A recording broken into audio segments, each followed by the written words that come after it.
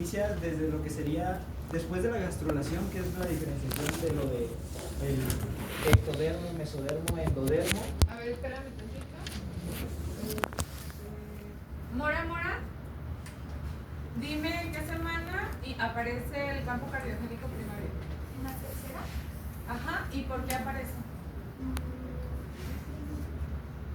Por la difusión de las células ectodérmicas y mesodérmicas por la línea primitiva, ¿no? ¿Por qué es el primer sistema que aparece?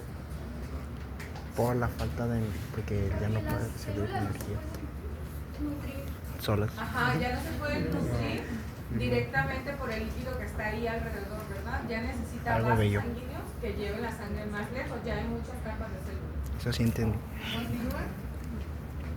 Bueno, justamente lo que dice de que desde la tercera semana ya no se pueden nutrir debido al mecanismo de difusión, porque el número de células que son, por lo que ya empieza su mecanismo como de adaptación, que sería la vasculogénesis, que sería la formación de ya, bueno, la formación del corazón y ya sus arterias, venas, que después lo veremos.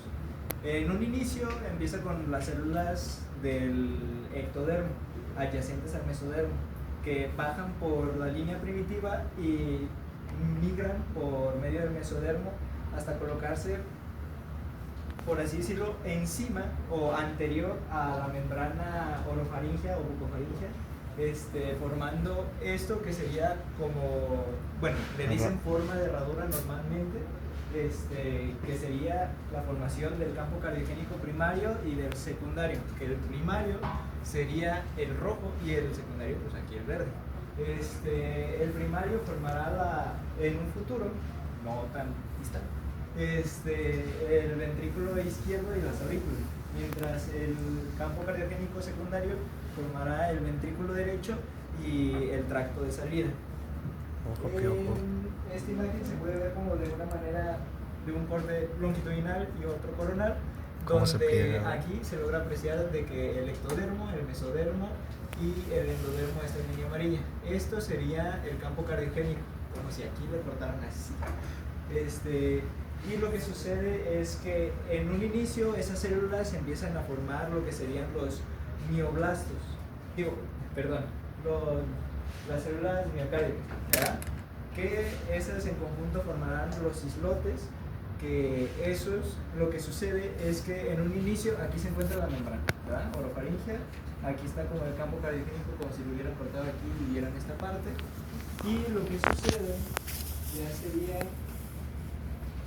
el inicio de la formación del tubo cardíaco, donde esta sería la cavidad cardíaca, estas los que en un inicio son los islotes, y lo que sucede es que como empieza a crecer el pliegue neural, jala, por así decirlo, la membrana bucofaringea de una manera ventral, formando lo que sería ya la cavidad, llevándola a la cavidad torácica, donde ya sería la cavidad cardíaca y ya juntado, por así decirlo, los islotes, ya formaría el tubo cardíaco.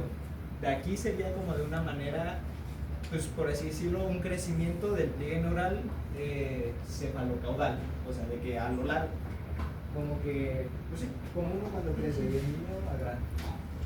Y esto sería un crecimiento lateral, donde lo que sucede es aquí el pliegue neural empieza a crecer a lo ancho, y lo que lleva a que estas partes, que son los campos cardiogénicos, los que estaban en un inicio en forma de herradura, empiezan de estar así, empiezan a juntarse por el crecimiento lateral del pliegue neural, lo que termina en la formación de un solo tubo, el tubo endocardíaco. Este tubo endocardíaco sostenido por las arterias, de una manera aquí de un corte coronal y aquí un corte sagital, donde se ve como en un inicio son los islotes, por así decirlo, y se empiezan a juntar, aquí ya empiezan las uniones y ya forma completamente el tubo cardíaco. Y el tubo cardíaco en un inicio está conformado por lo que sería una pared cardíaca, que sería esta parte, el miocardio, esta parte, las células endocardíacas, y entre estas, aunque no se ve en la imagen, entre el miocardio y el endocardio, una cavidad donde el miocardio secretará matriz extracelular para formar algo que se le conoce como gelatina cardíaca. Que esta misma parte, que sería el tubo cardíaco, está unida al principio por células mesodérmicas que se le dice mesocardio dorsal, o sea, se une al corazón, tubo cardíaco en un inicio, a la parte dorsal del embrión, y este mesocardio lo que sucede es que se empieza a degradar. Cuando se degrada, eso sucede ya cuando, me voy a saltar tantito, cuando ya el tubo cardíaco, está conectado por sus aortas y por sus venas, está ya conectado, por así decirlo, y lo que sucede es que se mantiene estable, como flotante entre comillas, por lo que ya no ocupa de esa unión del mesocardio dorsal. Y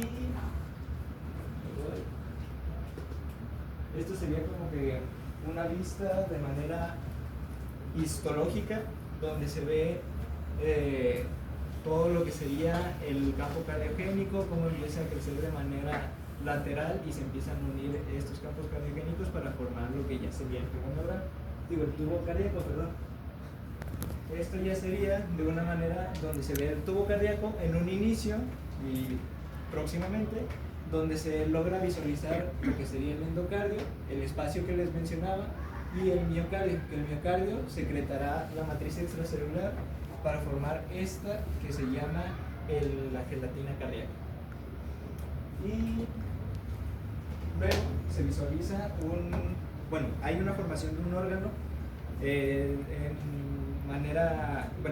en sentido caudal al corazón, que se le llama órgano proepicárdico, que está formado por células mesenquimatosas, que esas células mesenquimatosas empiezan a proliferar y por eso mismo esas células se migran hacia el miocardio hasta, por así decirlo, cubrirlo todo. Y ahora sí, formaría otra capa, la cual sería el epicardio. Y pues como para recordarlo, pues de que proepicárdico literalmente el órgano es epicardio, lo que forma. Y en sí, entonces en el tubo cardíaco lo que ya tendría serían tres capas. Sería el epicardio, de la parte más externa, luego el miocardio y luego el endocardio. Que el endocardio después formará lo que son células musculares lisas y una parte, y luego el epicardio en un futuro formará lo que son las arterias coronarias, que son las que están por, así decirlo, externas al corazón, que nada más como que lo rodean. Son las que le van a llevar el flujo sanguíneo al corazón. Acuérdense que a pesar de que el corazón bombea, necesita sangre, ¿verdad? Entonces todas estas son los que le van a dar sangre a ellas. Y cuando alguien se infarta, son estas las que se ocluyen. Las aortas. Aquí ya sería el tubo cardíaco ya formado y dividido por sus partes, que sería el saco órtico, el tronco arterioso, el bulbo cordis ya sería el distal y el proximal, que normalmente se le menciona como una parte al bulbo cardíaco, aunque aquí se le divide en esta imagen como distal y proximal, el ventrículo primitivo y las aurículas primitivas y los senos venosos. Después de eso, lo que sucede sería, aquí sería como en otra imagen, donde empiezan las células del antes mencionado campo cardiogénico secundario. Lo que sucede es que empiezan a proliferar y que es el tubo cardíaco, empieza a crecer, y por lo mismo de que la cavidad cardíaca se mantiene de esa misma forma, lo que sucede es que se empieza a plegar. Este plegamiento que hace como esta curva A la derecha. y se pliega, acuérdense, hacia el lado izquierdo, porque si no luego se puede hacer una malformación llamada dextrocardio, que es el plegamiento, pero hacia el lado derecho. Y pues en las radiografías se le nota como lo que sería el corazón, pero hacia el otro lado, por así decirlo. Bueno, no, pues así. Y este plegamiento ya se le llama como asa cardíaca, que ya así como delimitado o visto de mejor manera sería así, que sería pues ya el saco órtico y todas sus partes, pero ya aquí con el plegamiento mejor visto. La auricular hace lo contrario, ¿no? Ahí, lo que empieza a suceder es que en esta parte, el plegamiento, sí, cierto, se me olvidó mencionarles.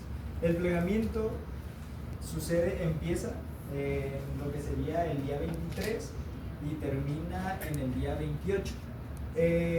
Entre estos días lo que sucede es que también, digamos, está así, ¿verdad? Estas son los senos venosos, la arteria, el bulbo cardíaco, el ventrículo, y lo que sucede es que como crece, empieza a crecer así.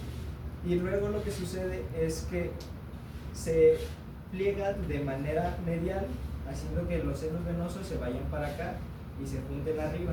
Bueno, así, por así decirlo. Lo que hace como de que sea la formación completa del asa cardíaca, donde en esta parte, en el día 28, que ya la formación completa, en el tercio proximal del bulbo, que sería por esta parte del ventrículo, se formarán lo que serían las trabéculas, que son como que pequeñas elongaciones, por así decirlo, que como que hará distinguir lo que sería el ventrículo derecho del ventrículo izquierdo, la aurícula derecha, la aurícula izquierda y el tracto de salida del tracto arterioso. Que así se ve en la imagen, pero así se ve como en una microscopía electrónica de barrido, y ya sería como realmente se ve el corazón. Y luego sería así así se presentaría, y acá serían como que las delimitaciones como para que se note en qué parte queda. Esto sería el seno venoso, que es como les digo, de estar así derecho, como que se curva, por así decirlo, a parte medial, y ya se juntan formando ya lo que sería el ventrículo derecho, ventrículo izquierdo y las aurículas, y pues principalmente eso.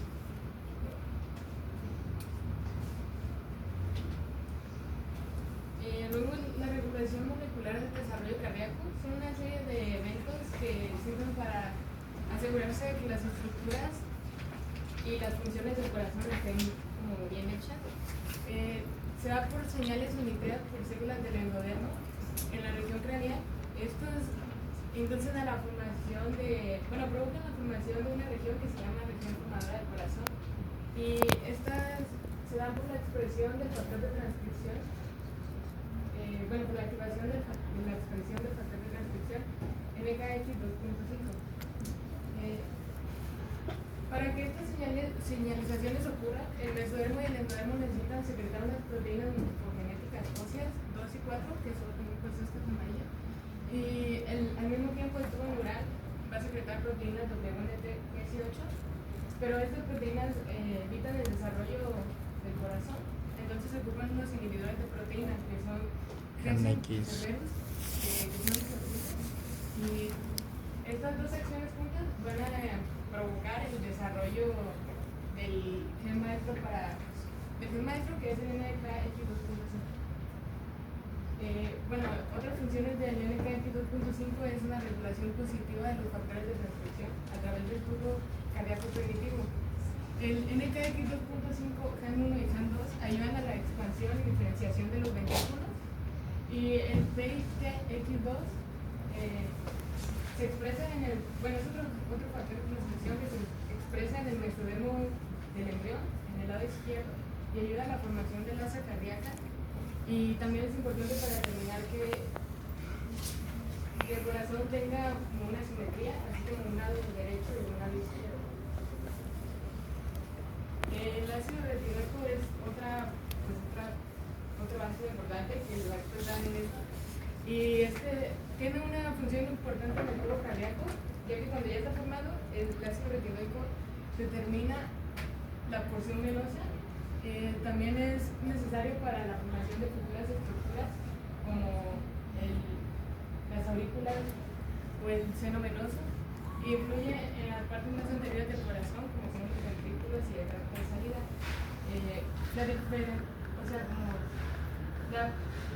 La diferente cantidad de presencia de ácido retinoico en las estructuras es lo que ayuda a diferenciar cada estructura de cada estructura.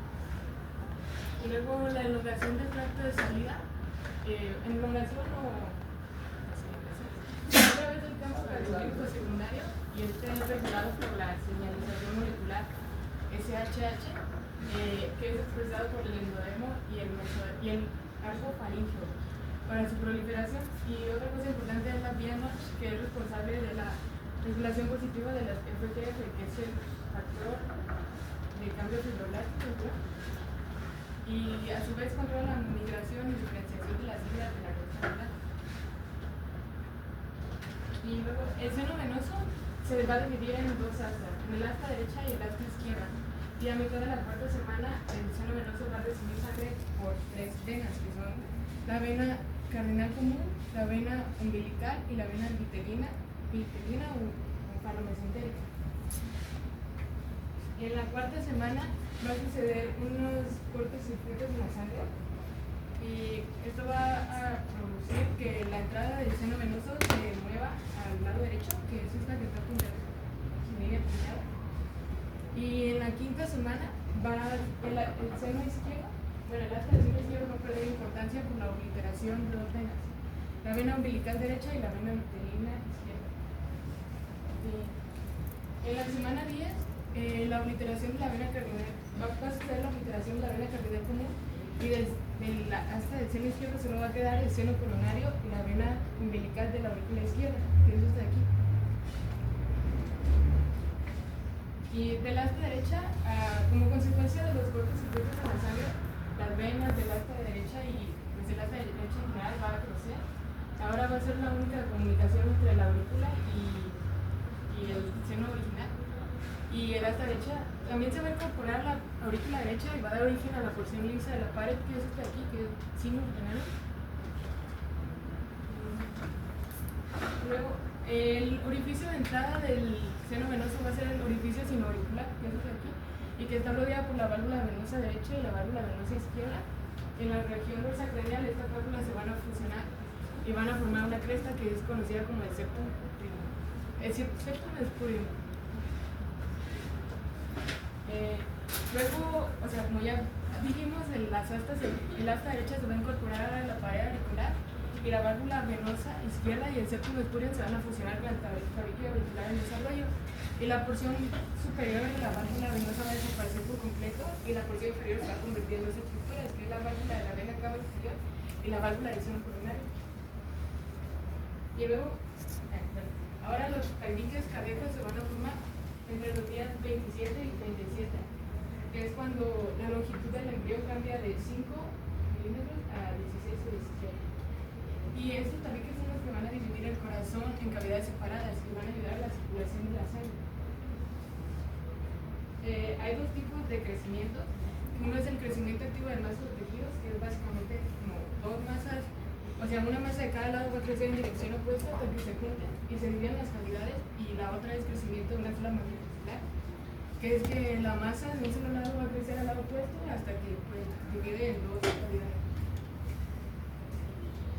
Luego se van a formar las almohadillas o continentes endocárnicos, que estos básicamente son estas que se forman por el aumento de la matriz extracelular y por el aumento o la síntesis de la matriz extracelular, y ayudan tienen migración y proliferación celular. Estas crean las prominencias cubiertas por células endocárnicas, y estas ingresan a la vida.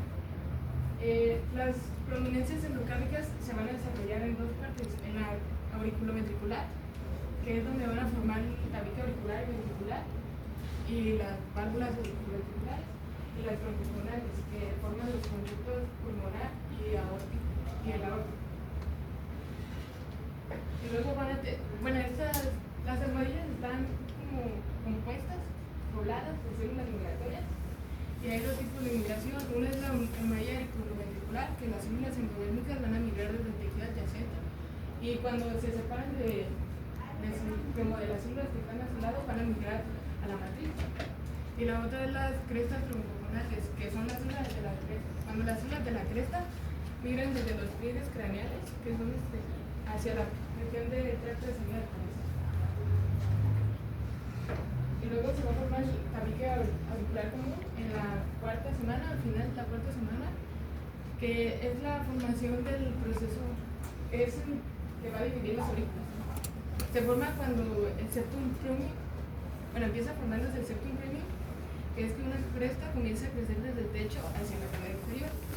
Luego se va a expandir, que es así, y hasta las almohadillas intercáricas, y luego va a quedar como un hoyo, ¿no? Que es este aquí, que es el septum primum, que después se va a cerrar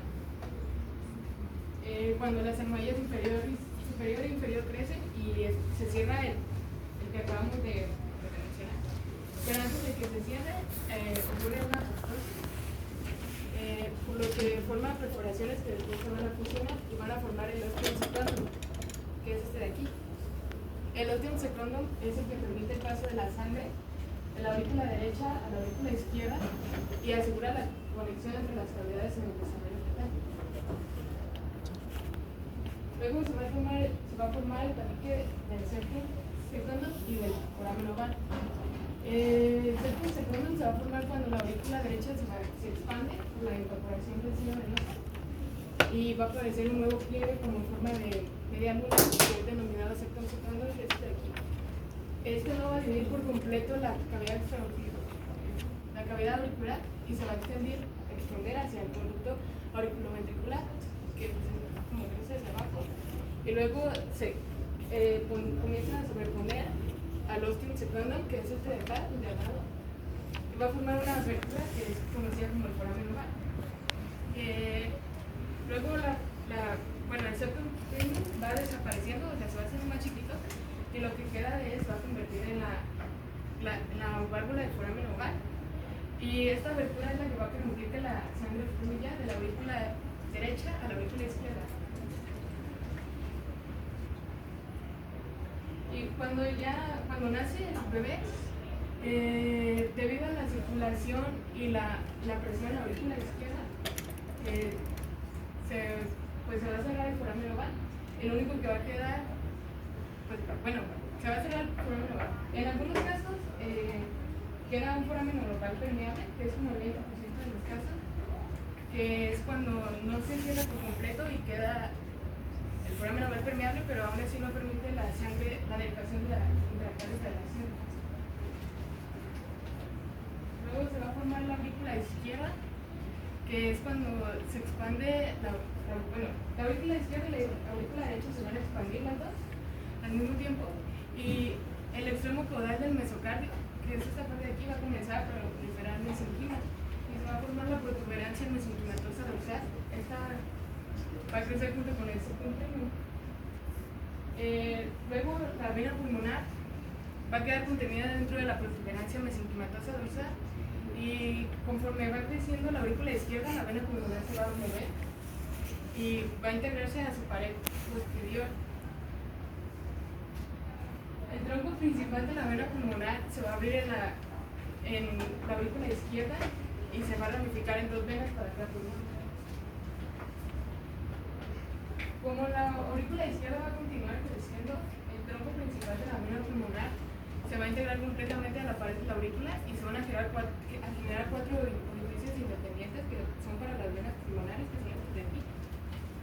Y este proceso va a ayudar a la estructura lisa de la pared auricular izquierda. Luego, la aurícula izquierda se va a formar por la expansión del tejido original y la incorporación del tronco de la vena pulmonar. El apéndice auricular izquierdo, que es lo que queda de la aurícula embrionaria original, y la porción lisa va a provenir de la vena pulmonar incorporada. Y luego se va a formar unos conductos auriculoventriculares, que un conducto auriculoventricular está formado por 4 almohadillas, que es la almohadilla superior, inferior y la izquierda y la derecha. Un conducto auriculoventricular va a permitir el paso de la sangre hacia el ventrículo izquierdo primitivo y va a separar el borde pulmoventricular y el conducto auriculoventricular.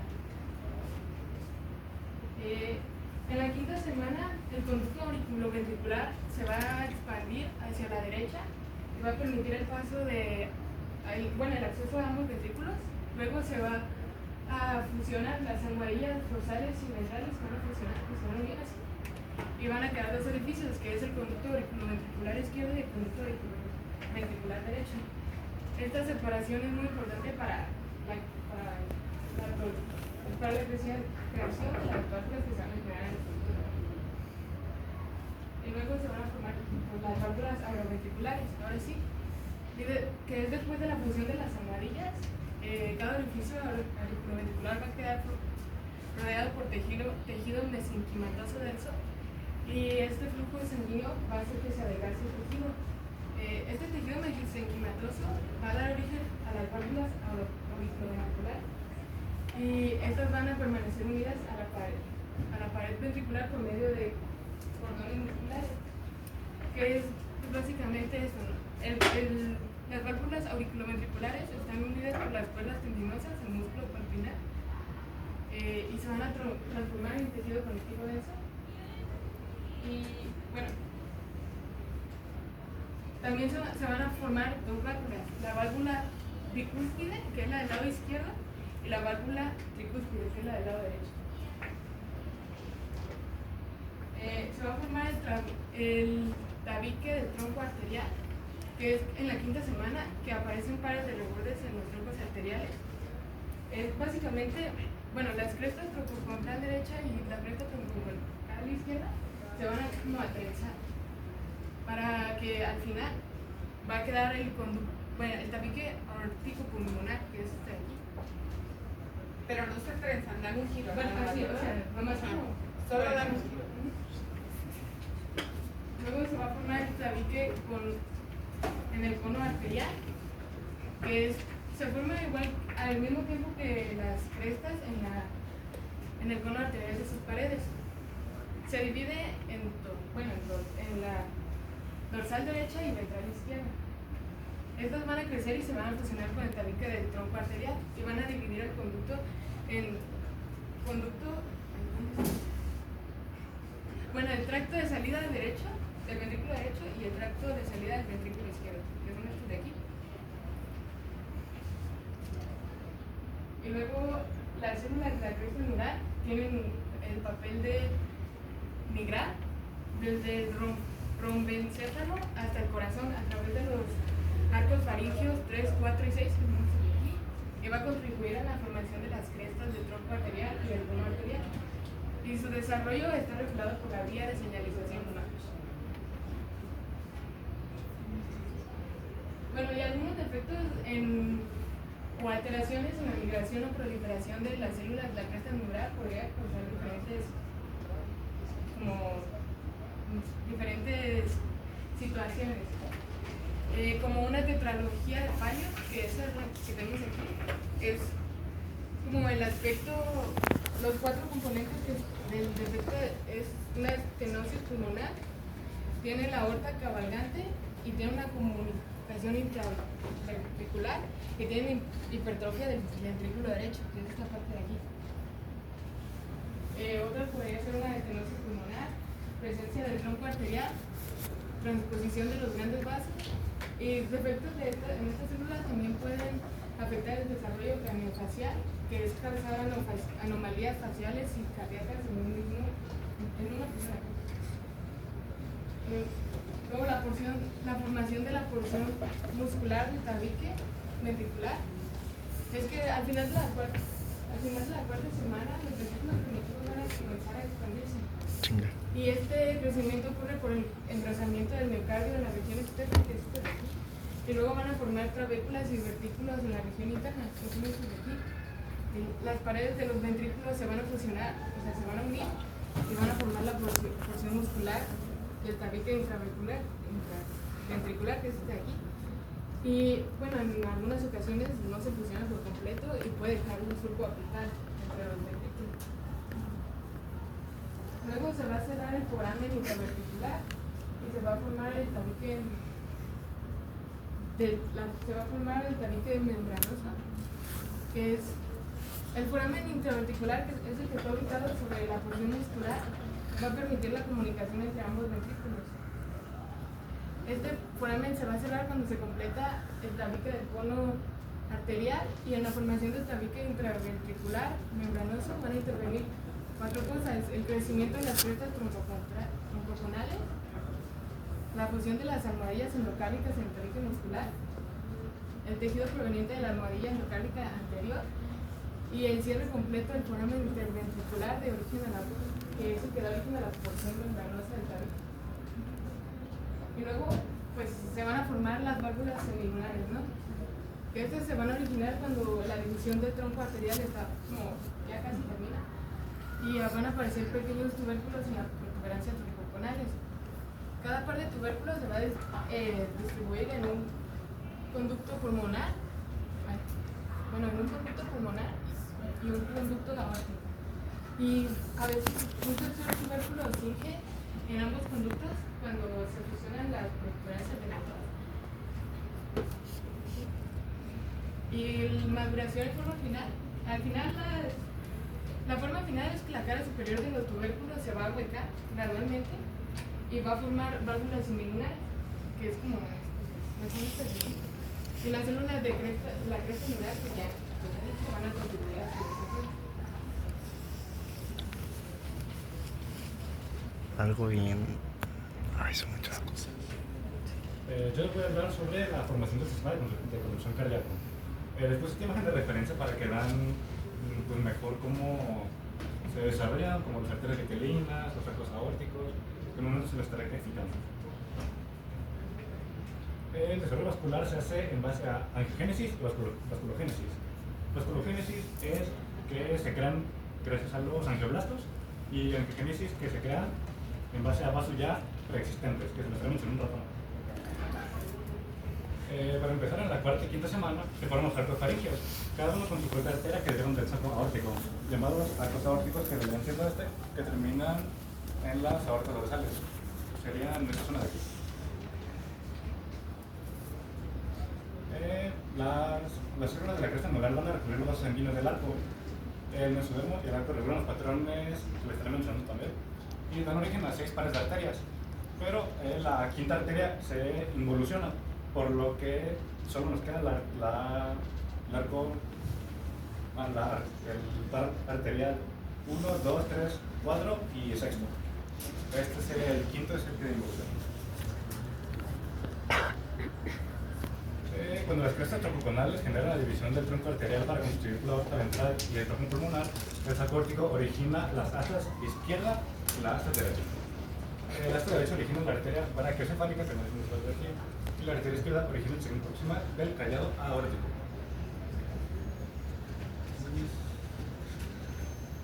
Así vienen siendo las astas izquierda y derecha.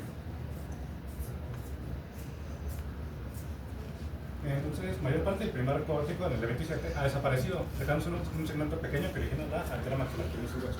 Ese caso sería, por ejemplo, de angiogénesis, que se creaba hacia el vacío preexistente. El sexto arco aún no se completa, pero la arteria pulmonar primitiva ya existe como una de sus ramas, que vendría siendo la cortical. Además, el segundo arco aórtico también desaparece, donde sus remanentes se originan las arterias ioidea y el estíbulo. En el día 29, el primer y segundo arco aórtico han desaparecido. Los sextos arcos ya tienen continuidad con el tronco pulmonar que vendría siendo este. Y poco después, el sistema de arcos aórticos pierde su configuración simétrica original. Ahí, como pueden ver, ya desapareció la primera y segunda arco aórtico. El tercer arco aórtico constituye la arteria carótida común y la primera porción de la carótida interna, que está siendo super aquí. El resto de la carótida interna es formada por el segmento craneal de la aorta dorsal. Y la arteria carótida externa es rama ventral del primer y segundo arco aórtico.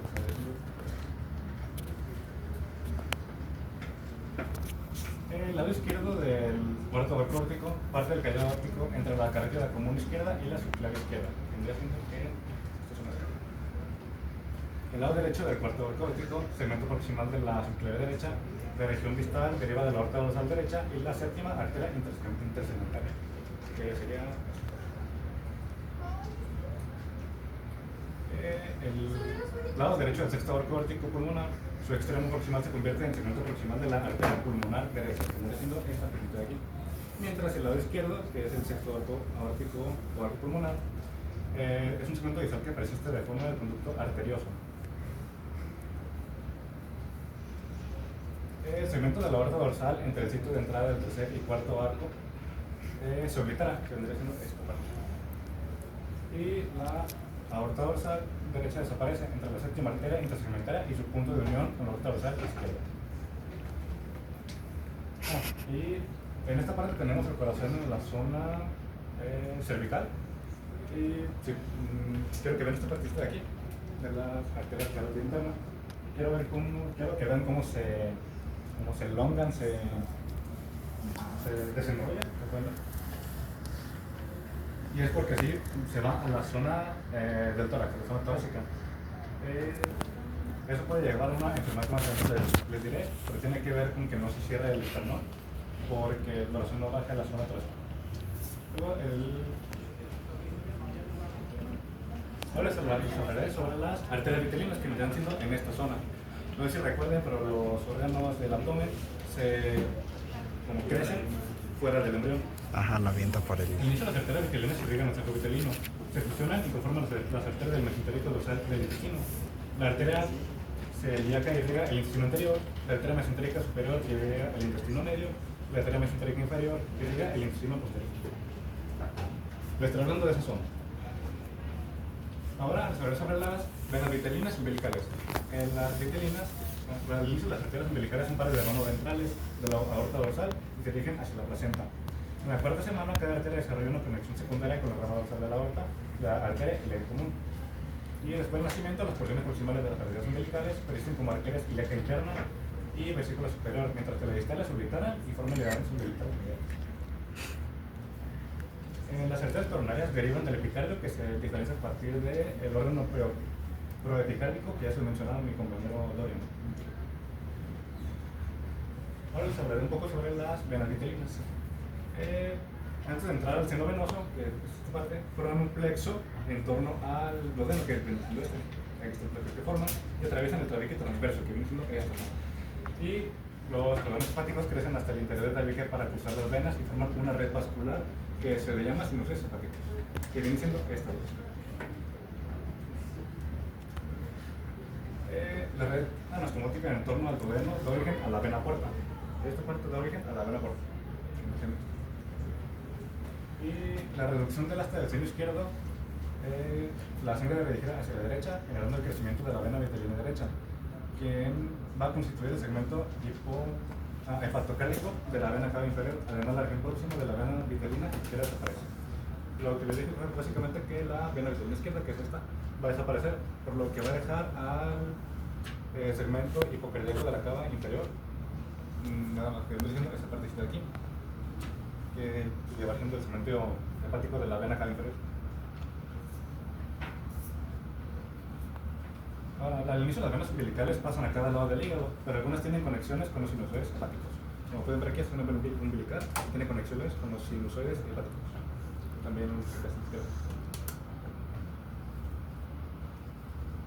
la región proximal de las venas umbilicales y el resto de la umbilical derecha desaparecen, por lo que la umbilical izquierda es la única que lleva sangre a la placenta hasta el hígado. Esta es la umbilical izquierda. Si pueden ver, ya no están las otras de los lados. Estas dos, las venas umbilicales, son las que desaparecen. Esta es la que se queda. Si pueden ver, desaparece. Cuando se incrementa la circulación placentaria, se establece una comunicación directa entre la vena umbilical izquierda y el conducto hepatocárdico derecho a través del conducto venoso. Casi nada aquí, este es el conducto venoso. Las venas umbilicales, en la quinta semana, después del nacimiento, las venas umbilicales izquierdas se obliteran junto con el conducto venoso y deforma el ligamento redondo del hígado y el ligamento venoso. Ahora le estaré hablando, esto es un poco confuso, pero le estaré hablando sobre las venas cardinales, que las venas cardinales interiores drenan la región cefálica y las venas cardiales posteriores drenan el resto del cuerpo y se unen y llegan hasta, ingresan al lastre del seno constituyendo las venas cardinales comunes, que serán estas nuevas. Las venas sacrocardinales se drenan de las extremidades inferiores, las venas sacrocardinales. Las venas subcardinales se drenan de la principal de los riñones. Y las venas supracardinales que drenan la pared corporal, que vendría siendo esta. La anastomosis entre las venas cardinales, que vendrían siendo, dan origen a la vena brachiocefálica izquierda, que vendría siendo esta que de aquí, generando que la mayor parte de la sangre del lado izquierdo se dirija al lado derecho. Entonces, básicamente la sangre que pasa por aquí pasa por la vena brachiocefálica izquierda y llega a la parte derecha. El segmento terminal de la vena cardial posterior izquierda ingresa a la vena brachiocefálica izquierda, que esta primera porción de aquí, denominándose vena intercostal superior izquierda, que va a recibir sangre en el segundo y tercer espacio intercostal. La vena cardinal común derecha y el segmento proximal de la vena cardinal anterior derecha forman la vena cava superior. Y las venas cardinales anteriores son el drenaje venoso principal de la cabeza en la cuarta semana, formando las venas yugulares internas, que viene siendo la de acá. Y por otro lado, las yugulares externas se originan de un plexo de vasos venosos de la cara. Ahora, la vena subcardinal izquierda desaparece, conservándose su parte distal como la vena gonadal izquierda. Y la vena subcardinal derecha como principal canal de drenaje, originando un segmento renal de la vena cava inferior. Y la anastomosis entre las venas subcardinales dan origen a la vena renal izquierda. Esto era lo que les mencionaba. Por ejemplo, la vena subcardinal izquierda desaparece y conservándose su parte distal como vena gonadal izquierda, como es esta zona. Esta zona de acá. Aquí se ve la diferencia. Igual con las otras zonas que se mencionan. Las venas del cuarto y onceavo espacio intercostales derecho drenan a la vena subcardiana derecha, que junto con un segmento de la vena cardinal posterior conforman las venas asicos, que vienen siendo estas. La vena sacrocardinal derecha da origen al segmento sacrocardinal de la vena cava inferior, esta parte de acá, y la anastomosis entre las venas sacrocardinales constituyen a la vena ilíaca común izquierda, viene siendo esta parte de acá. Del lado izquierdo, las venas intercostales cuarta y séptima ingresan a la vena supracardinal izquierda, denominándose vena emisagos, a la cual drena la vena acidus. Ahora la circulación de antes y después del nacimiento. A nivel de la vena umbilical, la sangre proviene de la placenta, tiene una saturación de 80% de oxígeno. Al aproximarse al hígado, que es una parte de aquí, llega por la vena umbilical. La mayor parte pasa por el conducto venoso de la vena cava inferior. Un volumen menor ingresa a los sinusoides hepáticos, se conoce con la circulación corta de esfínter en el conducto venoso, impidiendo sobrecarga del corazón. Básicamente la sangre pasa por aquí y llega al conducto venoso, y es donde se separa por la vena porta un poquito de sangre, porque si no habría como mucha acumulación de sangre en el corazón. ¿En el corazón? No, perdón, Hígado.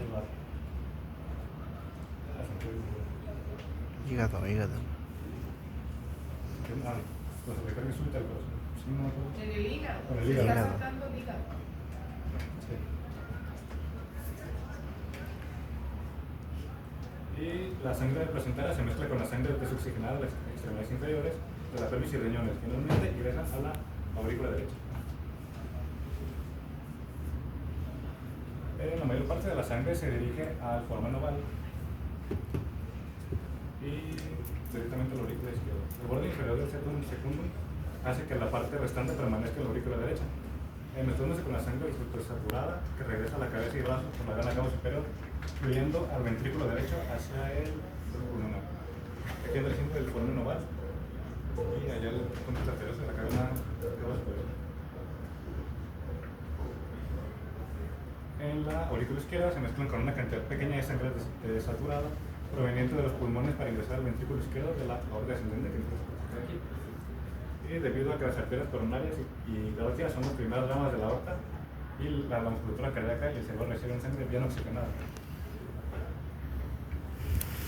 La mayor parte de la sangre que recorre el tronco pulmonar pasa por el conducto arterioso, que es esta partida, y viaja hacia la aorta descendente, que básicamente la sangre entra por aquí y viene por todo 45 minutos umbilicales con un 58% de saturación de oxígeno. Después del nacimiento, mediante la bradicinina, el conducto arterioso se cierra por contracción muscular, esto requiere decir que la sangre fluye por vasos pulmonares, aumenta con rapidez, incrementando como consecuencia la presión de la aurícula izquierda. Y ahí se van formando los ligamentos de nacimiento. Por ejemplo, el cierre de la vena umbilical da origen al ligamento redondo del hígado y extremos distales de las arterias umbilicales, los ligamentos umbilicales mediales y más proximales dan origen a al ligamento umbilical medial y la arteria vesical superior. Y no me mucho en el sistema, pero básicamente el sistema linfático. En la quinta semana, a partir del endotelio, las venas se generan investigaciones saculares, que serán los vasos linfáticos, que crea 6 sacos linfáticos primarios, que serán 2 yugulares, 2 ilíacos, una retroperitoneal y una cisterna de... En el alma nos menciona varias enfermedades que pueden ocurrir con las venas y arterias vitalinas o umbilicales. Esas son síntomas, pero nosotros le vamos a mencionar 2. Una, como ya lo mencionamos, que habla de extrapérdidas. La dextrocardia, como antes mencioné, es tal cual en el plegamiento del tubo cardíaco. Lo que sucede es que en vez de plegarse hacia, normalmente sería a la izquierda, se pliega hacia la derecha, haciendo algo que se conoce normalmente, cuando está normal, se le conoce como algo in situ, que se refiere a en su sitio. Y cuando está al otro lado, se le conoce como situ reverso. Que se supone que es tal cual, como un espejo, o sea, en vez de estar, por así decirlo, en una radiografía que sale como para este lado, como si fuera espejo, está solo para este lado, acá no hay nada, porque lo mismo, el pliegue lo hizo del lado derecho en vez del lado izquierdo como normalmente debería de ser. Y la otra sería la ectopectoris. Básicamente les mencioné que el corazón se encuentra en una zona cervical antes de bajar a la zona torácica. En este caso, el corazón no hizo ese, no se obliteró, no se bajó. Y en consecuencia, el corazón queda expuesto gracias a que no se cerró el esternón. Y básicamente esto es muy peligroso en los primeros días de nacimiento, ya que puede tener como muchas infecciones por estar expuesto. Y la solución sería hacerle la piel por encima del corazón. Y eso. Regrésate 2 diapositivas. Más.